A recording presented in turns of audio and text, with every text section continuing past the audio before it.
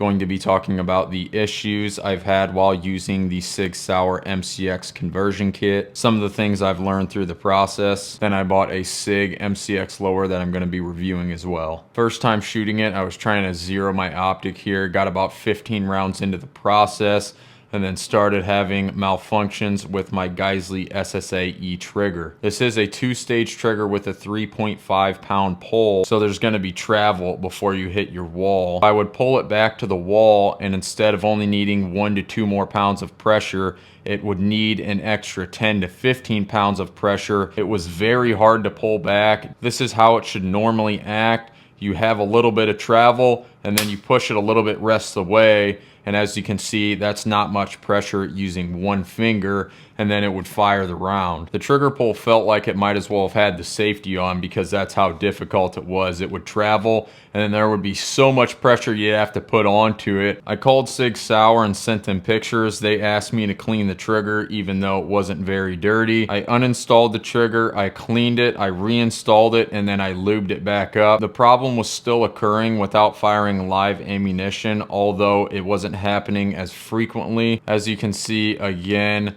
a very nice and crisp trigger. I haven't taken this back out to the range to retray again. I honestly don't even want to use the conversion kit on the mil-spec lower again like they advertised. Sig Sauer also said that many of the employees use the Geissele triggers in their firearms, but when I spoke with Geissele, they said that they do not recommend using these Geissele triggers in the SIG MCX firearms. After speaking with Sig and Geissele, neither of them seemed like they really wanted to help me out in regards to a different trigger. I didn't have confidence in the reliability of the SIG conversion kit with the trigger malfunctioning within 15 rounds, and the only solution that SIG was able to provide was telling me to buy one of their triggers, or I could buy a mil-spec trigger with a 5 pound trigger pull, which is the same trigger pull as this, to try to use with this conversion kit, which defeats the purpose of being able to use the conversion kit because you're being able to run your own stuff. The reason I bought this was to save a little bit of money. I thought I could repurpose a lower that I already had, be able to use the stuff I want on it, and then you can upgrade to a nicer, modern upper receiver, the SIG MCX Rattler LT. I figured it's an AR-15, it should run without any problems, but unfortunately I ran into one. They also changed something in the bolt receiver so that you can use your mil-spec triggers or your other common AR-15 triggers.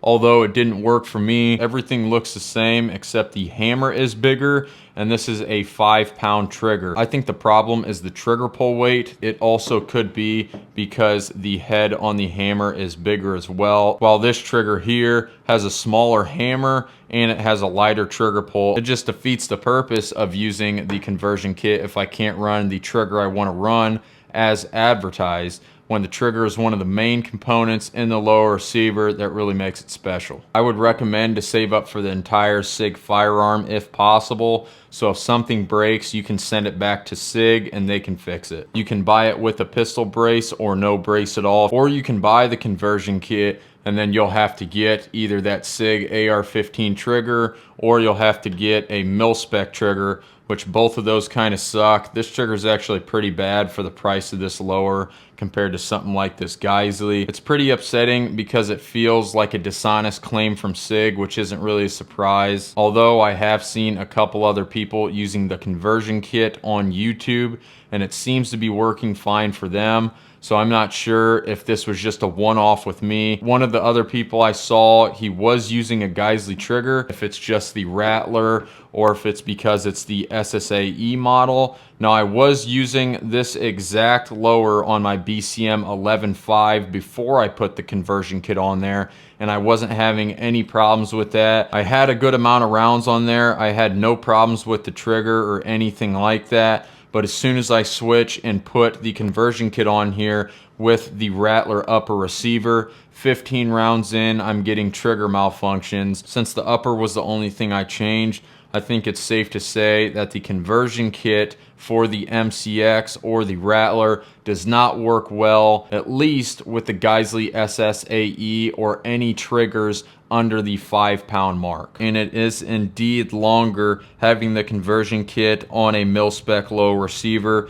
in comparison to SIG's lower itself. It's about a 1/4 inch longer. This is not an anti-rotational QD sling point. The one on the SIG lower themselves, these are both anti-rotational QD sling points. Now it has the ridges in there for it, but when I put the QD in, a BCM QD, it does swivel around. So that was pretty annoying that they didn't add it to that. This Sig Sauer stock does not have anti-rotational QDs. This is a SIG MCX lower. It's not the SIG Rattler lower. The only difference between them is the grip, and I wanted this grip because I like it a lot better than the Rattler grip. The Rattler grip is extremely small and I don't really like the angle of it, so I got the MCX one, but both of them are the same and they will work fine. It does have a slight flare to the magwell, which is nice. I'm personally not really a fan of ambidextrous lower receivers because most of the time the bolt release on the right side is not in an easy position to hit, and I don't use the left controls.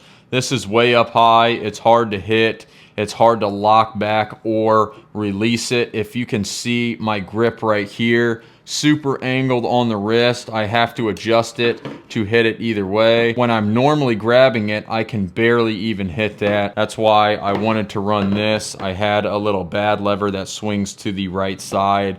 Much easier to use. I do like how big the surface area on the mag release is, but because this is ambi, there's a significant amount more resistance and it almost feels like it's farther away from my finger. Feels a little bit harder to push in and hit down, definitely having to use more force, as in comparison to this here, it's a lot easier to hit. Not a huge deal. And then the safety, this 90-degree safety, when you're actually holding the gun, is hard to bring back. You have to adjust your hand. Rather than on this here, it's a lot easier to hit with my thumb. This trigger is just not very good. If we'll go here, and then you'll see the trigger pull. This is a 2-stage trigger, but it's a pretty bad one, especially compared to the SSA-E. So we're pulling, creep, creep, creep, and then we hit the wall. And once we hit the wall, look, there's still more creep, and then it goes off.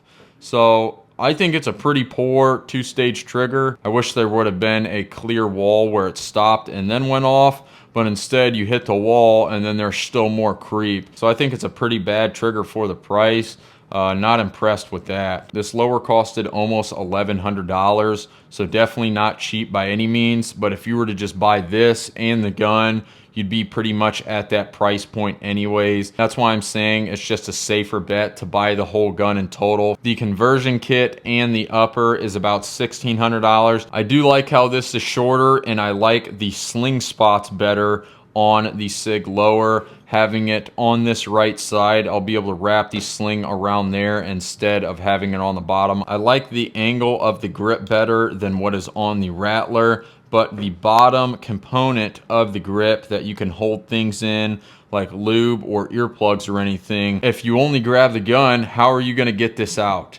It's really hard to pull. Here we have the mag pull grip on my other lower, and I can simply hit that and pull it out. But on the SIG, there's no way I'm going to be able to get that out. My fingernail can't even reach in there, so you have to be carrying something on you to even open this up, which diffuses the point.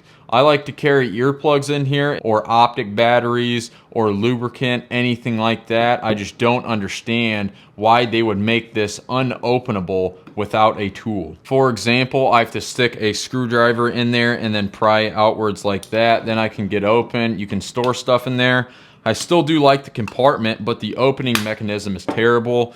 Or if you wanted to go from the outside, you have to stick it in this side, push up, and pry out like that. I think that was a bad design. I don't know who thought through that. The safety, I'll probably switch it out at some point. We have a long throw here and a short throw on the right side. The next thing to talk about is the takedown pins. This is recessed, and it makes it even harder to pull it out. So say you're having some resistance and you can only get it out that much. Now it's flush on this side. You can't really get much in there. You can barely get a fingernail under there, but once the lower receiver's on top, there's going to be pressure pushing down on the pin. So getting this out makes it more difficult. You have to push it in with something, a bullet head, some type of screwdriver or something, just to be able to get that out. I don't really like the recess on that side. This right side is normal. This is recessed. That is not recessed. It would have made sense to extend that and give it a thicker head. One thing they did add is a little rubber stopper in here. It's going to put pressure upwards on your upper receiver so there's not wobble on the upper receiver. I will say when I tried to use that, it was extremely hard to get my upper receiver on, and it was extremely hard to get it off. You're gonna need some type of punch, screwdriver, bullet head, or something, but I'm most likely not gonna be using that because of how hard it was to get that out. So if you wanted to pull this out, you just pull it out like that. There's little screw threads on the end, but it's just rubber, and you can push it back in if you want. There's also a screw right down there on the bottom. Everything else pretty normal. You have a bigger bolt release right here. You also have your mag release here, which actually is a decent amount of resistance, but it's what I have to use the Rattler because I do like the Rattler system. Because of my personal bad experience using the conversion kit, unfortunately, I cannot recommend, and if it's so finicky with stuff like the trigger or certain modifications you put on your lower receiver, I don't think it's a very reliable option. That's why I bought the SIG lower, because having malfunctions within 15 rounds does not make me confident in that firearm system, especially when it's a self-defense, home defense, bag gun type of option. It costed me some money and time. Hopefully, once we switch to the SIG lower, I'm gonna have a better experience. If you wanna see more videos like this, please like, subscribe, comment, and share to help support the channel. Thank you for watching.